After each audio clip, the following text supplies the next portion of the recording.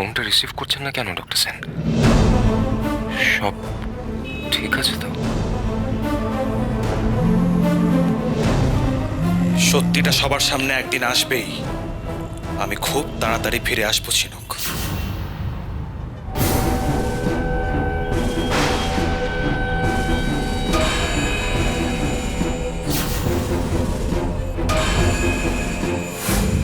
হে ভগবান, আমার ভয়টাই সত্যি হলো।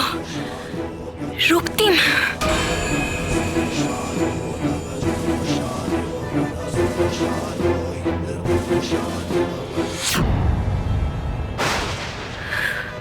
না, আমার ভুল। আমি উল্টোপাল্টা ভাবছি। ঝিনুক, ঝিনুক।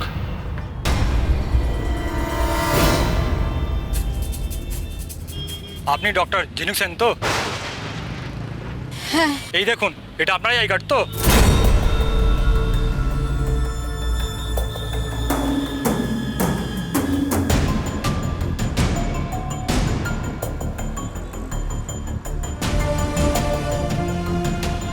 হ্যাঁ, এটা আপনি কোথায়? ওই গলির মুখে পড়ে গেছিল কোনোভাবে। আর তো কেউ ছিল না ধারে কাছে, মনে হলো আপনারই হবে। এই মাস্ক পরা চক্করে কারো মুখ দেখে চেনারও উপায় নেই।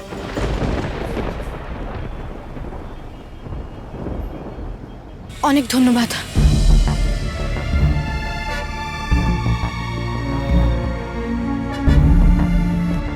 অনেকক্ষণ ধরে তো আপনাকে ডাকছিলাম, আপনি শুনতে পাচ্ছিলেন না। আপনার তো ফোনও বাজছিল, এখনও বাজছে। ও হ্যাঁ, মানে আমি ঠিক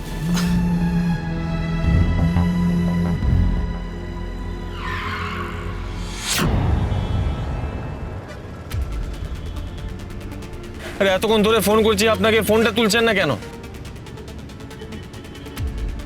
আপনি রক্তিম পালিয়েছে সেটা থানা থেকে আমায় ফোন করে জানিয়েছে। আপনিও সেখানে গেছিলেন সেটাও জানিয়েছে। সে থেকে আপনাকে ফোন করে যাচ্ছি কিন্তু আপনি ফোন। এনিওয়েজ আপনি প্লিজ গাড়িতে উঠুন, প্লিজ প্লিজ আসুন কুইক।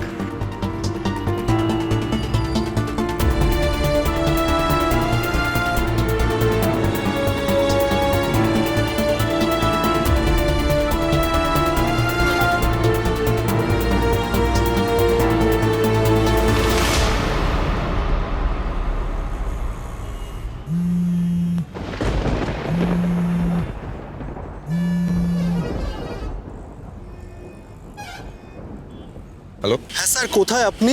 হ্যাঁ আমি কাছাকাছি আছি। আমার 15 মিনিটস লাগবে। স্যার তখনও তো মিনিট 15ই বললেন। কখন এসছি বলুন তো, একটু তাড়াতাড়ি আসুন, আমার তো অন্য কাজও আছে না। হ্যাঁ আমি চলে আসছি। আমার একটা এমার্জেন্সি ছিল, আমি আসছি।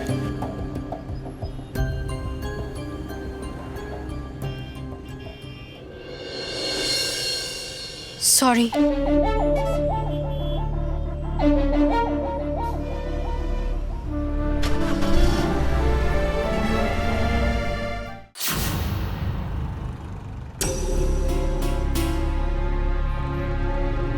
Thank you. ডক্টর সেন, আপনি কি আবার টেনশন করছেন? হ্যাঁ, তবে ভয়টা আমার জন্য নয়। ও যদি এখানে এসে যায় তাহলে মা আর অলির অনেক ক্ষতি করতে পারে। ও এখন কিছু করার আগে 10 বার ভাববে। পুলিশ ওর পেছনে পড়ে আছে।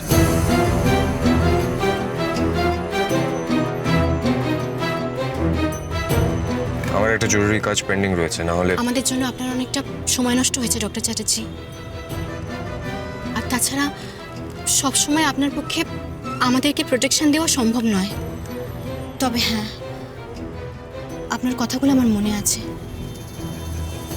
ভয় আছে, তবে প্রবলেমটা ফেস করার মতো মনের জোরও আছে। আসি। আর একটা কথা, ডক্টর সমরেশ চ্যাটার্জি আপনাকে আমাদের টিউলিপের সার্ভিস অ্যাপার্টমেন্টসের কথা বলেছিলাম।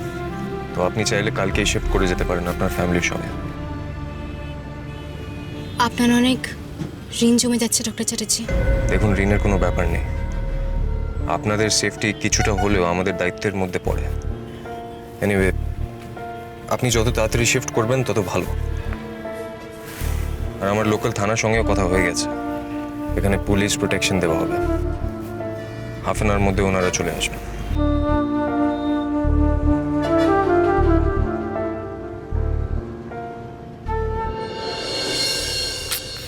15 মিনিট বলে অনেকটা দেরি হয়ে গেল, তাড়াতাড়ি পৌঁছাতে হবে।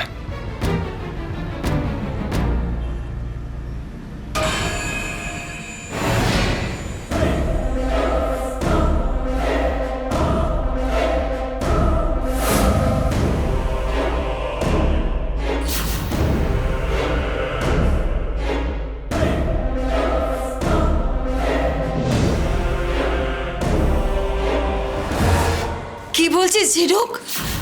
রক্তিম পুলিশ স্টেশন থেকে পালালো কি করে? কি করে পালালো সেটা ভেবে লাভ নেই মা। পুলিশ ওকে খুঁজছে, এখনো ধরতে পারেনি, এটাই চিন্তার।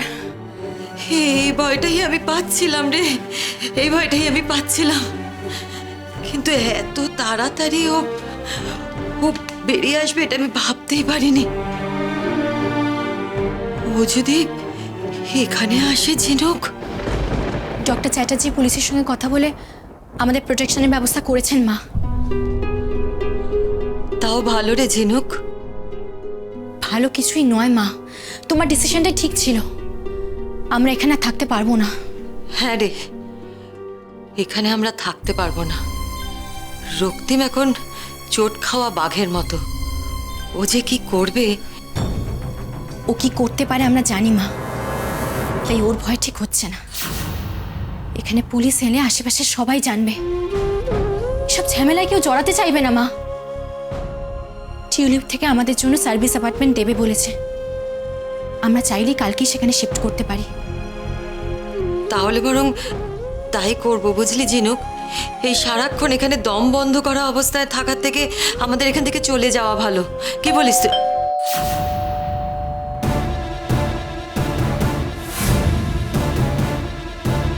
কি এলো এখন? পিৎজা এসে গেছে। পিৎজা?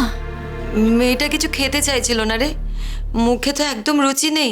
তারপর আমি বললাম পিৎজা খাবি, আর পিৎজার নাম শুনে রাজি হয়ে গেল, তাই অর্ডার করে। এই অলি, তুই এসছিস কেন? যা, তুই ঘরে যা। আমি এখন ঠিক আছি।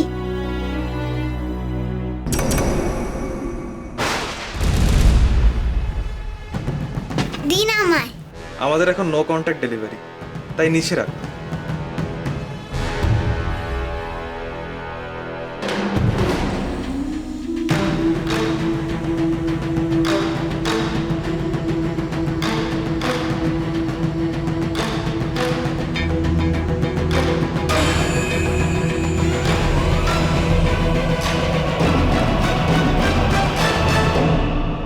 ডক্টর সেন,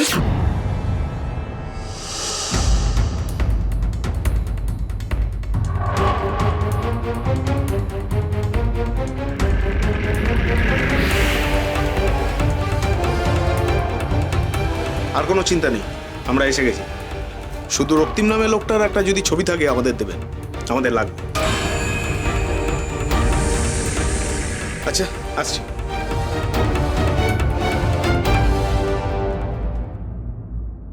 শুনুন, আপনার পেমেন্টটা। মাম্মাম অনলাইনে পেমেন্ট করে দিয়েছে। আচ্ছা, থ্যাংক ইউ।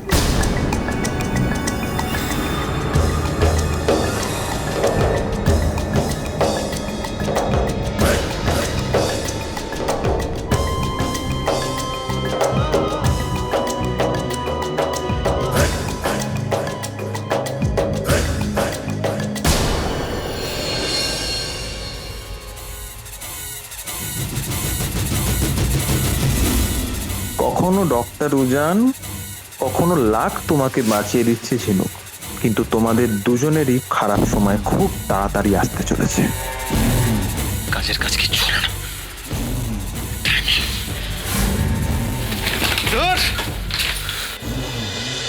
এখানে আকাশ নেই।